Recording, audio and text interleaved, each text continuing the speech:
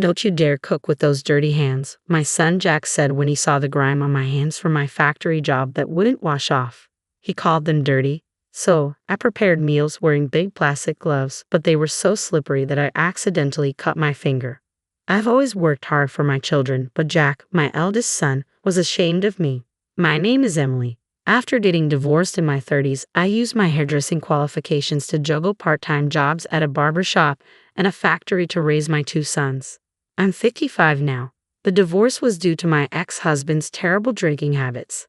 Despite his high education and income, he became violent when drunk, and I was constantly afraid he might harm our young sons. So, I made the bold decision to leave with my 2 boys. Dirty hands, huh? Could you at least take care of them? Jack, who is a bit of a germaphobe and loves cleanliness, said. He is good at studies and graduated from a well-known university.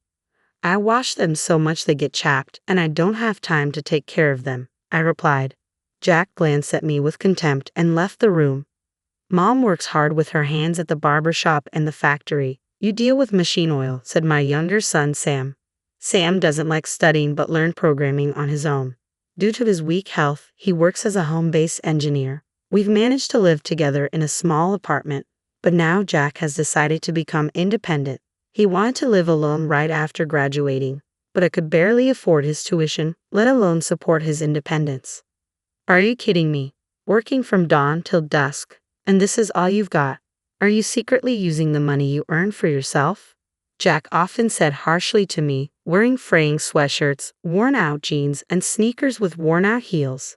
Maybe we just didn't get along. My alcoholic ex-husband was fond of Jack when he wasn't drinking, so maybe Jack resented me for pulling them apart. I've worried a lot about whether not being able to be there for him during his sensitive years as a single parent and always working affected him. In the end, Jack commuted from home for a while after graduating.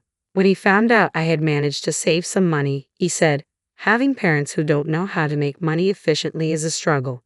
He then quickly took the money I offered and left without even telling me where he was moving to. Ever since Jack found out that his father, whom I had separated from, had a high education and high income, he criticized me for leaving him. Jack said that even if his father was a bit of a drunk, if I had stayed with him, I might have had better treatment because of his money. Despite being tough, seeing my firstborn become independent was both joyful and lonely. I shed some tears and went to sleep that day. Even after that, whenever he was short on money, Jack would come home and take the money I had earned and saved. Although my younger son Sam tried to stop him, Jack's physical strength always won, making it hard for me to save money for my old age. One day, I got a message from Jack saying he was getting married. He arranged a meeting with the family, telling me to make sure I didn't embarrass him and to dress properly. Despite his harsh words, I was happy for him, hoping that having someone important in his life might change him. I thought he would learn about love from his future wife, something I could teach him. I anxiously waited for the meeting's schedule, but also had to go to work. During my shift at the factory, my phone rang, and I answered, hoping it was Jack. It was. When I asked about the date for the meeting, he said, no, her parents are business people and have a keen eye for people. They're different from our family, so you don't have to come. Then, without waiting for my reply, he hung up. I was more disappointed than I expected. Ever since Jack left home, I always worried about him. Knowing he would have someone by his side when he got married was comforting. I wanted to meet the woman who loves my son and ask her to take care of him, but Jack's words hurt. My younger son Sam heard this and said, what the heck? I just got a new suit for nothing. Man, Jack is so selfish. A few days later, as I was about to head home after work, my phone started ringing. It was Jack. He said, her parents insist on meeting you? Come over now. Don't keep them waiting. Suddenly, I was in a rush. Should I risk being disrespectful by showing up in my dirty work clothes, or would it be worse to keep them waiting while I changed?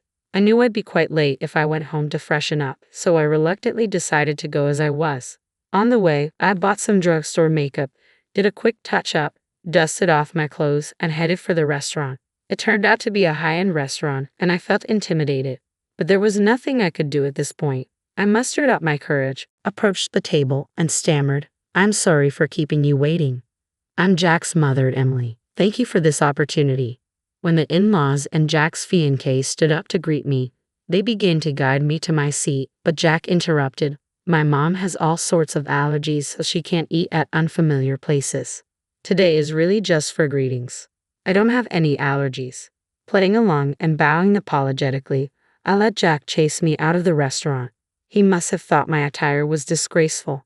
I wanted to talk more with his fiancée, but I had no choice but to return home disappointed. Sure enough, Jack called me the next day. "Why did you show up looking like that? That was embarrassing. Don't you know what a dress code is?" He scolded me harshly. Sam, who was listening to the conversation, snatched my phone and defended me, saying, "Mom was ready with a nice dress, and you're the one who told her she didn't need to come. Then you suddenly asked her to hurry over after work. What else was she supposed to do?" I took back the phone and said, "That wonderful restaurant indeed." I was out of place. I wonder if their parents were upset. They asked about where you work, what allergies you have, all kinds of things. Thanks to you, I was highly suspected. Jack continued, "I'm after inheriting the business her parents run.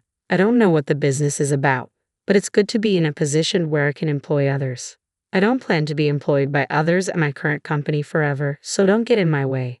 There were a lot of things I wanted to say to Jack as a parent, but I knew he wouldn't listen to me. It seemed like he thought a mother like me was an obstacle. In the end, he spat out his final words. "Low-income factory workers don't need to come to the wedding." I was shocked to hear this but said, "If that's what Jack wants, that's fine with me." Seeing one's child find happiness is the greatest joy for a parent. I wanted to celebrate this new beginning together, but if my son does not wish for it, it's probably best that I don't attend. When I ended the call with Jack, it felt like I was also severing the bond between parent and child, which was deeply saddening. I remembered the face of the young lady who would be his wife, to whom I could barely say a proper greeting. Her parents seemed refined and had a gentle atmosphere about them. Thinking that they would become Jack's family from now on filled me with an indescribable loneliness. But I forced myself to accept it and went to sleep. After that, I continued to work at the barber shop and the factory, trying to switch off my feelings. I still had Sam. When Sam gets married, I want to be able to contribute whatever money I can, so I need to keep working hard. One day, about 2 weeks before the wedding, Jack contacted me again. I had thought our relationship was nearly severed since he said I didn't need to come to the wedding. Yet at this stage, he was still pushing more unreasonable demands on me. "Weddings cost money, you know that, right?" "I know, but I don't have any more money to give you. Besides, if it's money for a wedding, shouldn't you have saved some yourself since you're working?" I replied. He seemed annoyed, probably because I hit a nerve. "Are you saying you can't even afford to pay for your child's wedding? There must be some way. Borrow it from somewhere." He wasn't listening. I gave in and said, "Fine, I'll arrange for it. Come by the house again to collect it." After that, Jack finally seemed satisfied and hung up. A few days later, Jack came to collect the borrowed money. He took it with a smug smile, said nothing, and left. I felt a huge responsibility for having taken on so much debt, even if it was for my child. Jack's wedding wasn't the only thing on my mind. I thought if something happened to me, this debt might be passed on to Sam. I knew I needed to work hard to repay it as soon as possible. Then one day, a man who said he was a customer came to the factory where I worked. I was called by a coworker to the office, and there, a surprising person was waiting for me. Days passed, and the day of Jack's wedding arrived. I had been told not to come, so I had no intention of going, but I worked as usual, praying for my son's happiness in my heart. Then I was called from the office. Jack was on the phone, seemingly in the middle of the wedding. I picked up the phone and asked what was going on, and in a panicked tone, he said, "Mom, come to the wedding now."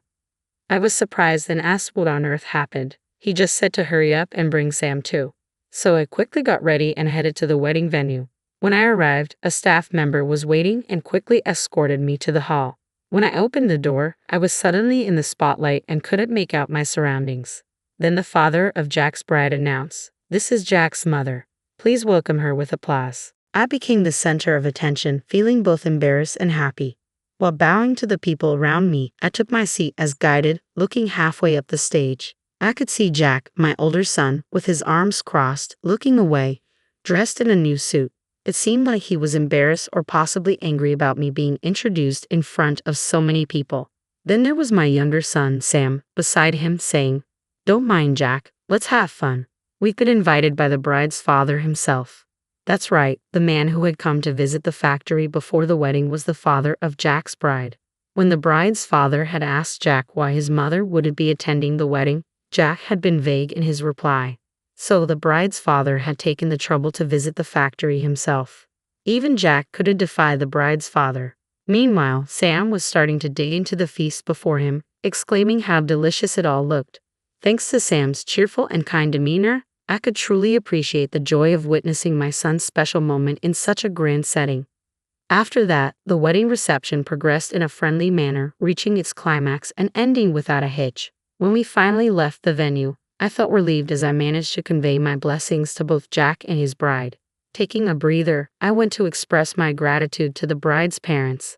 As I peered into the family waiting room, that's when it happened. Don't get too comfortable. You're only here because your father-in-law felt sorry for you, I heard someone say. Turning around, I saw Jack, who continued, "This isn't a place for a factory worker who's down on her luck." Suddenly, behind Jack, the bride's father, who had been absent until now, said, "Jack, are you still talking to your mother like that?" Caught off guard, Jack turned around, looking surprised before freezing in place.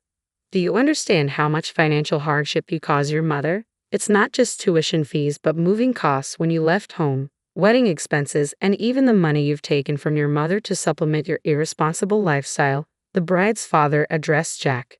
Jack couldn't respond to this. He just looked down, biting his lip. Then Sam, who was beside me, chimed in, "You had Mom take out a payday loan for the wedding expenses, didn't you? $10 million wouldn't have been enough, right, Jack?" "No offense, but I did a little research about you," the bride's father said as he received a small paper bag from his wife standing nearby, then offered it to me. I accepted it, not knowing what was inside. "I am returning this large sum of money we received from you for the wedding to your mother. In return, I want you to work at our daycare center and pay the wedding expenses from your salary," he told Jack.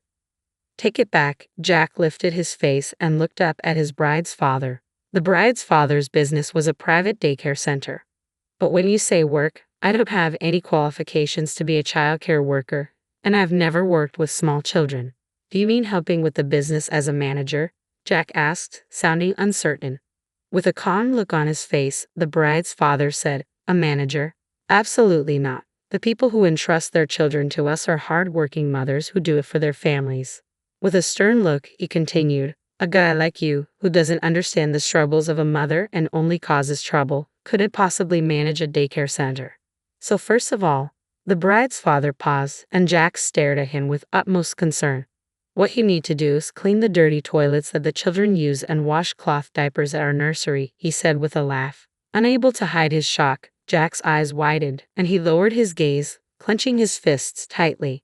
Seeing Jack in such a state at first took me aback, but then a memory jogged in my mind. "Could your father be? Is he Mr. Helen?" I questioned, an unexpected realization dawning upon me. The bride's father clapped his hands together, saying, "My dear, you finally caught on." It dawned upon me that the bride's father was the very same daycare teacher who looked after my kids back when I had just separated from my ex-husband. I also recognized his wife, who had been a daycare teacher alongside him during those times. "My dear, you've had a tough time. Just remember, we're on your side now," she assured me, reaching out to take my hand in a comforting grasp. After a while, Jack quit his job. He and his wife moved to work at the daycare center run by his father-in-law. The bride's parents made a promise that until they repaid me every cent Jack had taken from me, they would deduct a set amount from Jack's monthly salary. Jack needed to earn his childcare certification and gain a wealth of experience while working.